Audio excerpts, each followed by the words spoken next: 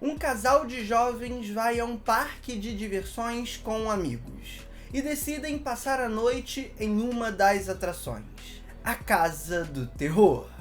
Mas logo percebem que não foi uma boa ideia quando presenciam acontecimentos assustadores e começam a ser perseguidos. Prazer, eu sou Luca Leal, você está no meu canal e hoje vamos discutir sobre um clássico do terror.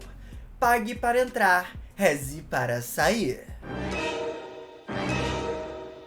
Lançado em 1981, Pague para entrar, reze para sair conta com direção do consagrado diretor Tobe Hooper, que ficou muito conhecido pela visceralidade e o realismo de um massacre da Serra Elétrica. E por conta disso, muita gente ignora a veia trash da sua filmografia. Muito visível, inclusive, no Massacre da Serra Elétrica 2, mas também em Devorado Vivo, Life Force e nesse filme que a gente vai discutir aqui. E eu começo essa crítica falando dessa veia trash do cinema do Tobe Hooper, porque Pague para entrar, reze para sair é um filme que do começo ao fim precisa lidar com suas limitações orçamentárias. Foi um filme que custou aproximadamente 3 milhões de dólares.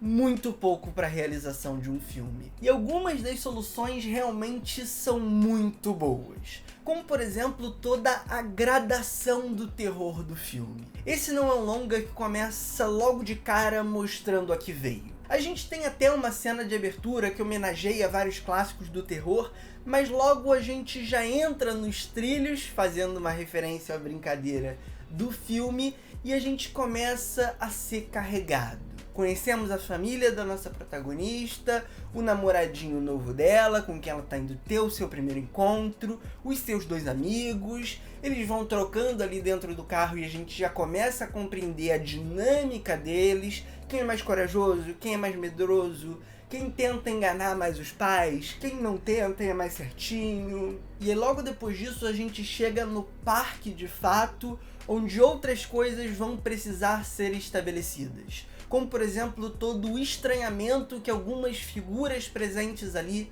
geram.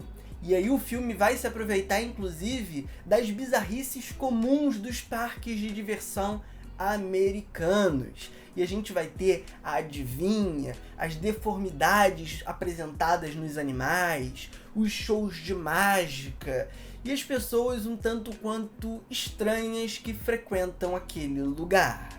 Aos poucos, os personagens e a gente, enquanto público, vai sentindo que algo ruim vai acontecer. Tudo tá muito estranho, os indicativos são constantes.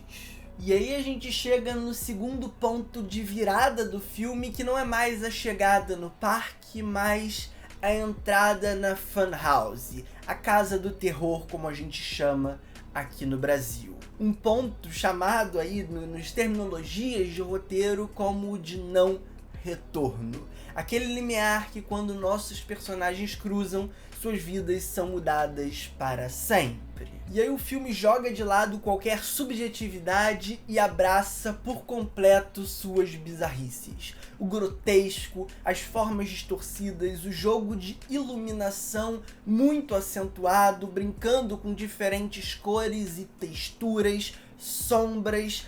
A partir do momento que a gente entra na Funhouse, tudo pode acontecer e aquele espaço quase se transforma num pesadelo. Que me lembra, inclusive, a abordagem que o Dario Argento constrói para o seu filme Inferno, que eu já falei aqui no canal.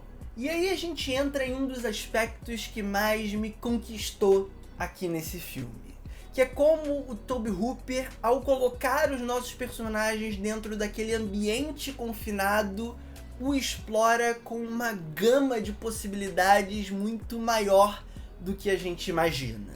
Quando a gente pensa em uma casa do terror, em uma casa dos sustos, a imagem que vem na nossa cabeça é justamente a daquela que a gente tem contato. Um trilho que vai seguindo por inúmeros corredores e um monte de elementos assustadores que vão surgindo. Animatronics, bonecos pendurados do teto, um aspecto um pouco mais envelhecido, um pouco mais de abandono. Mas o filme pega tudo isso e incrementa essa experiência do conhecido com a experiência do desconhecido. Quais são os bastidores daquele ambiente? Como funciona, por exemplo, a casa de máquinas, os escritórios ali do parque, no subsolo daquela casa mal assombrada. Isso vai se dando de pouquinho em pouquinho. Conforme nossos personagens precisam escapar do confinamento, eles vão descobrindo novos espaços, e esses novos espaços vão propiciando uma série de novos sustos e elementos de tensionamento. Escolhas precisam ser feitas. Em algum momento, será que eles vão se separar? Será que em algum momento a sala vai conter uma ameaça, um alçapão escondido, uma armadilha? São essas pequenas coisinhas que o filme vai plantando e que vão gerando insegurança constante e um senso de novidade, de descoberta. Em momento nenhum, aquela pequena funhouse se torna entediante. E aí, inclusive, todo o trabalho de iluminação, da fotografia que eu mencionei anteriormente, com as formas, com as cores, com as texturas, também incrementam tudo isso, corroboram com esse aspecto. No entanto, Tobe Hooper não se limita a esse confinamento e traz ao filme outros elementos que flertam com o sobrenatural, com o grotesco e com o cinema slasher. Não à toa, esse filme homenageia em vários momentos o Halloween, filme clássico do John Carpenter do final dos anos 70. E o nosso grupo de protagonistas, o nosso quarteto fantástico de pessoas insuportáveis, vai ser constantemente perseguido. Tanto por uma criatura mais monstruosa, como por um homem normal que ainda assim apresenta ameaça por não querer que esses jovens contem ao mundo algo que eles viram.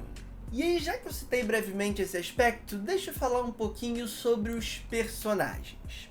De fato, eles são bem chatos e são daqueles personagens que constantemente estão tomando decisões burras para que o filme avance, para que novos acontecimentos acabem por rolar. No entanto, eles são até que bem eficientes para construir a mensagem que o filme quer passar. Afinal, a gente está falando de um filme de terror dos anos 80, e o viés moral nessa época era muito forte. Então, assim como Sexta-feira 13, A Hora do Pesadelo, Halloween, que eu já citei, esse é um filme com uma forte veia moralizante. O jovem que engana, que mente para os pais, para sair com o namorado, para sair com os amigos, para o parque de diversões, vai morrer. É esse jovem, é esse público que também o filme mira. É esse público para quem o filme quer comunicar. Então ele tem todo esse discurso muito bem marcado do começo ao fim do filme. Ele quer te passar aquela liçãozinha de moral. Inclusive, em vários momentos, Pague para Entrar, Reze para Sair me lembrou as lendas urbanas do Gugu. Tanto no aspecto visual, como nesse aspecto de construir uma liçãozinha de moral. Mas então, gente, é isso. Eu queria aqui fazer essa breve conversa com vocês, porque esse é um filme que, por mais que já tenha sido muito popular, hoje já caiu num certo esquecimento, e ele de fato tem uns elementos bem legais. A exploração do cenário, o Tobe Hooper toma algumas liberdades criativas ali interessantes, todo o trabalho de iluminação é fantástico, bebendo, como eu já citei, do cinema do Dario Argento, mas é um filme que também traz muito do cinema slasher, que veio antes dele e que veio depois dele também. Afinal, ele influenciou muita coisa. Mas agora eu quero saber de vocês. Já assistiram esse filme que passou tanto na TV aberta lá no começo dos anos 2000, nos anos 90? Manda aqui nos comentários, vamos conversar, vamos discutir, o espaço está aberto para isso. Também se inscreva no canal se for novo por aqui, ativando o sininho para receber as notificações. Curte esse vídeo que me ajuda muito, o YouTube entende que você gostou do meu conteúdo e vai te recomendar mais, vai recomendar para mais pessoas. Também considere se tornar um membro. Por R$ 3,99 ao mês você recebe conteúdos exclusivos e acesso antecipado aos vídeos do canal. Compartilhe também com seu amigo fã do terror. Um forte abraço, valeu, falou e fui!